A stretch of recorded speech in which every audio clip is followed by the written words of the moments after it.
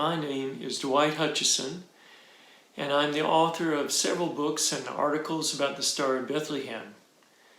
This is the fourth video in a series about the star, and today we're going to be looking at the astronomical knowledge and expertise of the Babylonian Magi. We established in a previous video that the Magi were probably from Babylonia. There are various opinions about this, but you can go back and look at what we established in the previous video. Today we're going to be looking at some of the technical aspects of the Babylonian astronomy.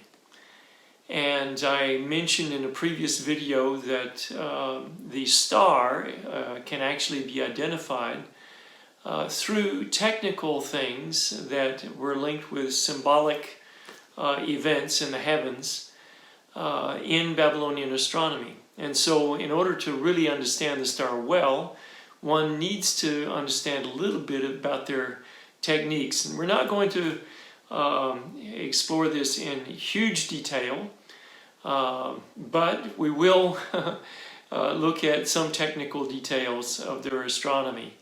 The Babylonians established a zodiac of 12 constellations around the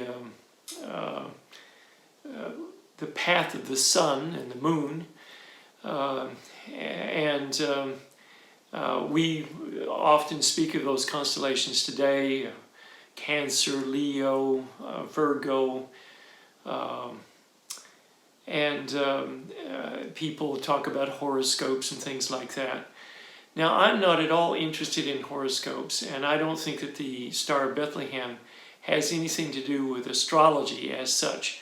It has to do with symbolic things that happen in the heavens, but not with astrology. And so when we're talking about the zodiac and Babylonian science, please know that we're not dealing with astrology as such. I'm a Christian believer, and it's very obvious in the Hebrew Scriptures that God, the God of the Bible, that is opposed to astrology. However, he does make use of cultural and symbolic understandings of the heavens in order to make his message known about the coming of the Messiah, and he made the message known partly through the stars. Now, today we're going to be looking at some text from Babylonian material that still exists. I have a whole set of books, and here's a couple of them, that are Babylonian documents written on mud tablets, and they were square or rectangular tablets. But of course, the ones that we have are largely kind of broken up. Some of them are damaged, and some of them are closer to what they were originally than others. It is really quite remarkable what one can find in these texts. They've been translated in the last many years, and a number of them have been published in large books like this one. And on one side there is the transliteration of the cuneiform text that has the cuneiform words, and on the other side there is the English translation. So of what? It's really quite an adventure, because the Babylonians wrote a whole lot, and there are just hundreds and hundreds of pages of this material.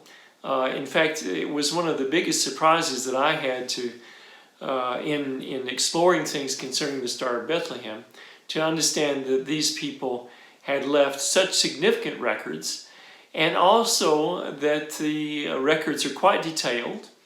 And we have in the records observations that people did, but we also have texts that talk about how that they calculated in advance how that some things would happen. And as well, we have almanacs that are documents that forecast things that would happen. And they're really quite detailed.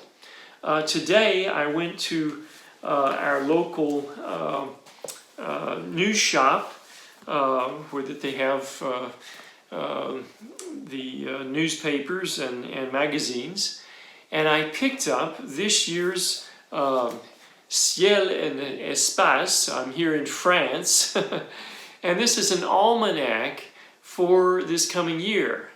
I'm doing this video on the 3rd of January of 2022. And each year I go and I pick up one of these almanacs, and within it there are all kinds of events that are described that will be taking place during the coming year. And that way I know about what will be happening in the present time. But the Babylonian astronomers also had almanacs, and we'll be looking at least one of those almanacs a bit in detail a little bit later in this video. As I mentioned earlier, the Babylonians developed a zodiac which was composed of 12 different constellations. Previously it had been up to about 18 constellations in their zodiac.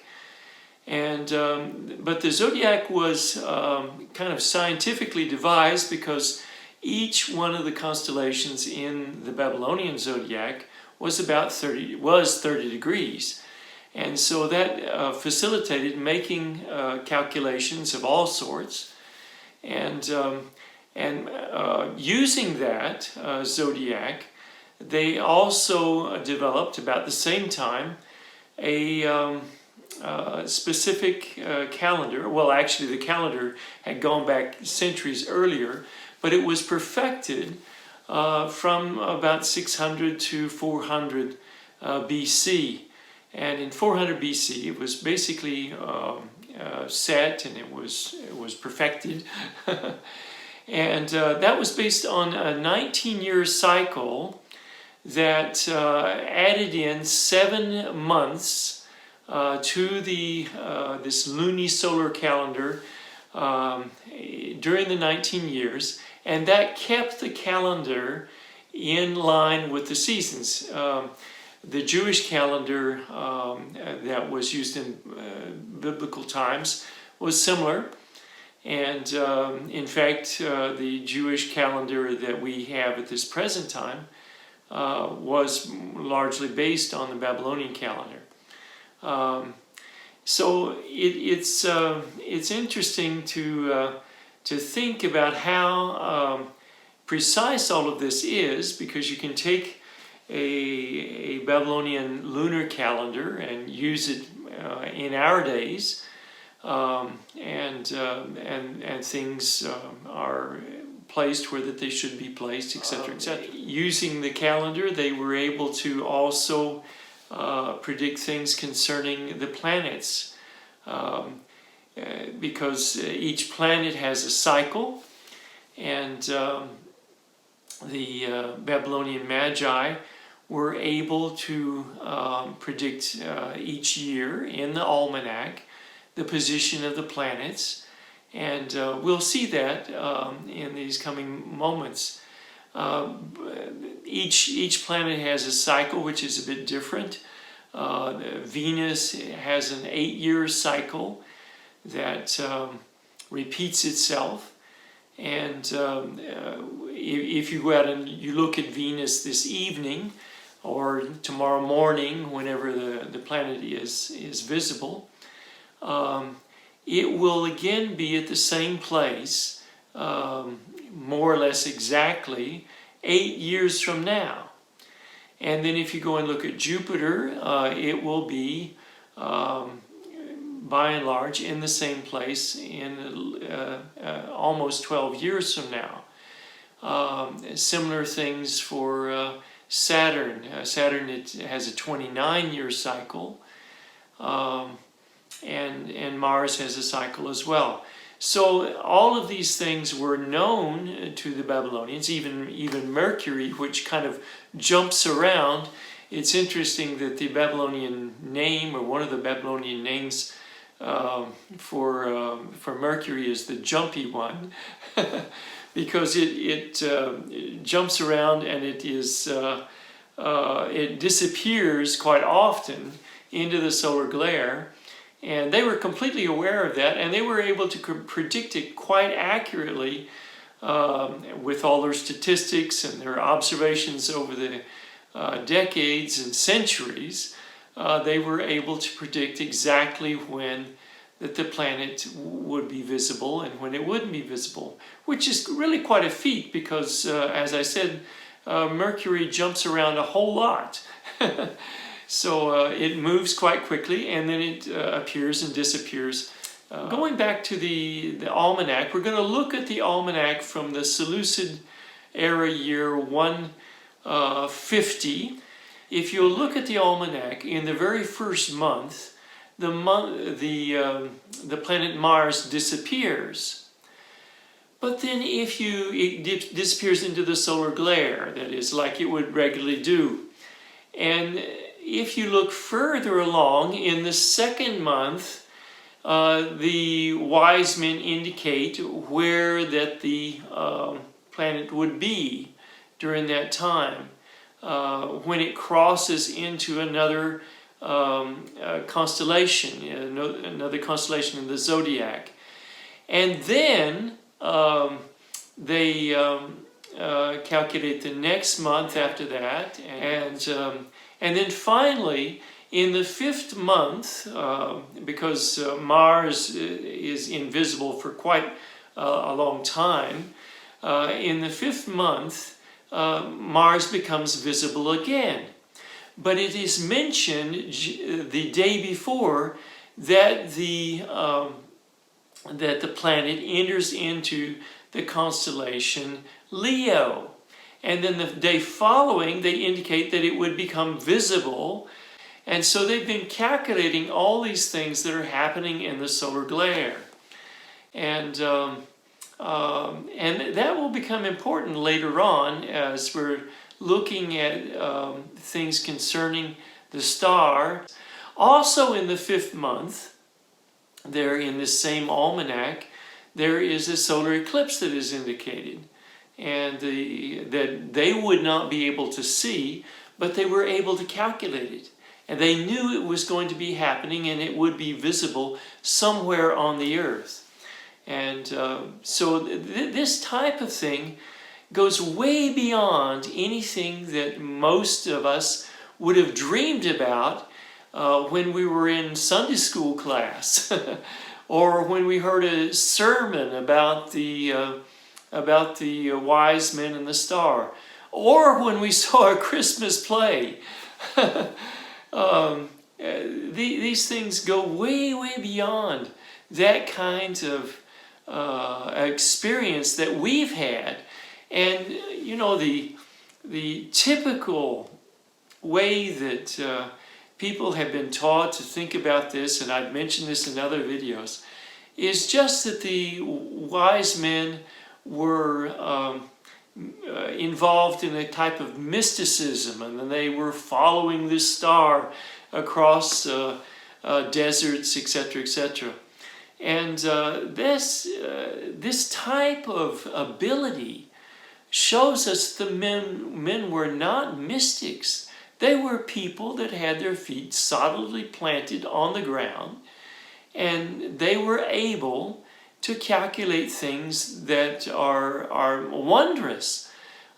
Several years ago, and not too many years ago, I can't remember the exact date of this, one of the historical astronomers that deals with the Babylonians quite a lot, he was able to decipher a Babylonian cuneiform tablet, a very small one actually.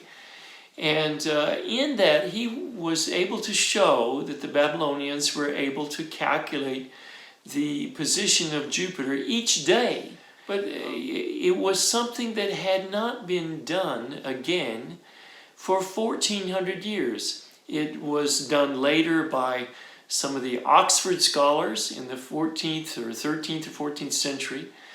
And so here you had a document that dated back before the time of Christ that were doing calculations that were only replicated to our knowledge in about the 1400s. And so now you may ask, well, how did they do such precise calculations? They had a whole lot of records of things that they observed in the heavens, and so there were documents that we still have that show how that they used those statistics in order to predict things that would be in the future because of the cycles, etc., etc. But they also used water clocks to actually time things. In the astronomical diaries and also in the almanacs, one finds a lot of references to a specific time. The Earth turns about 1 degree every 4 minutes, and the Babylonians apparently the Babylonians did understand this. They used a different unit of measurement, but they knew that the Earth turns about 1 degree every 4 minutes. Well, I say that they knew that the Earth turns. They did believe that the Earth is round, etc., etc., but we're not absolutely certain of all their ideas concerning the solar system. I think I've already mentioned this in another video that at least some of them that we have record of did believe in a sun-centered solar system. But as I said, they used water clocks in order to measure things, and I was just saying how that every 4 minutes the Earth turns 1 degree. Well, in the diaries where they write down their observations, and in the almanacs of projecting things in the future, they talk about how that the moon would set perhaps 14 degrees after the setting of the sun. Okay, and those are time degrees. So it's if you do a little bit of math there, you'll see that 14 times 4 is 56, which is almost 1 hour. 1 hour is 15 degrees of movement. They were able to time things like the movement of the sun and the moon.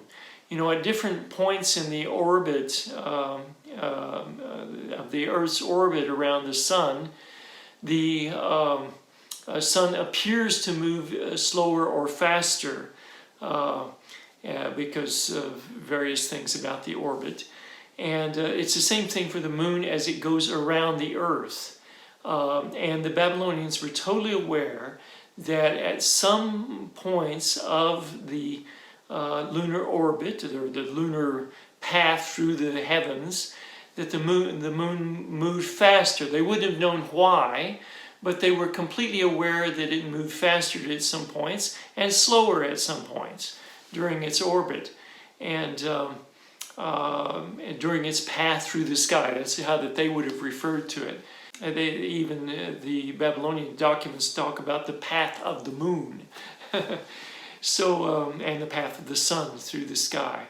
So that takes a lot of observation and a keen awareness. Again, just things that we would not be dreaming that the men would be able to do. They were able to do it.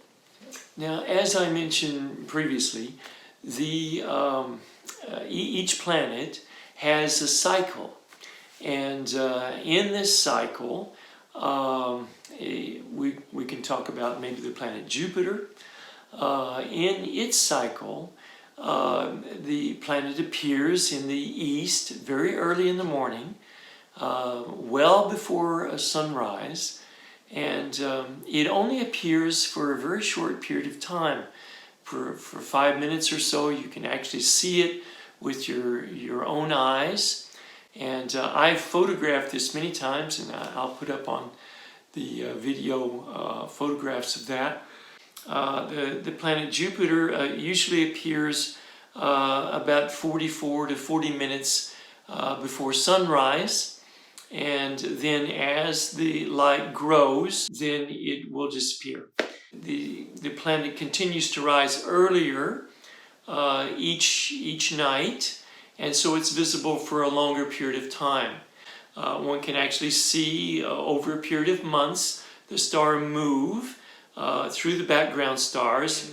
Then at a certain point it will stop for a period of about 2 weeks. It'll look like that it's completely stopped in the heavens, and then it will begin to move again. And people talk about this as a retrograde motion, where the planet is seeming to go in one direction through the background stars, and then it stops, and then it goes back the other direction.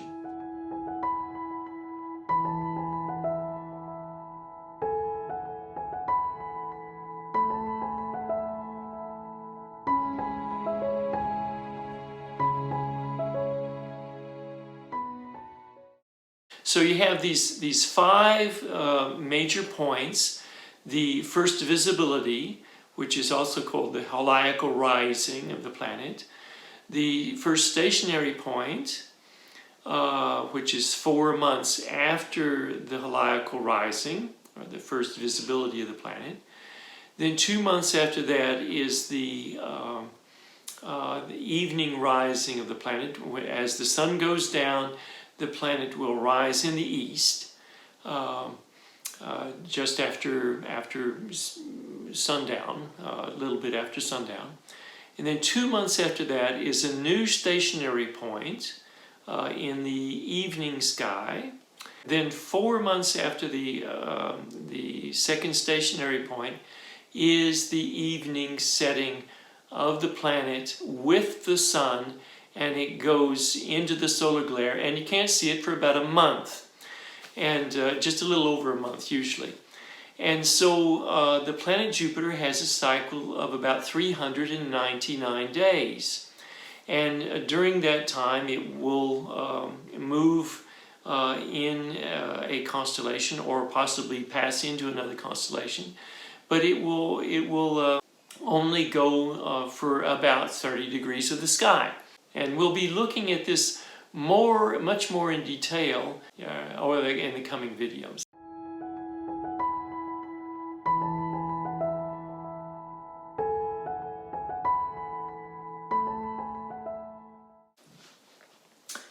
In the next video in the series, we'll be talking about a specific star candidate, a star that could be a good candidate for the Star of Bethlehem. Again, please like and subscribe, and we'll be looking for you in the next video.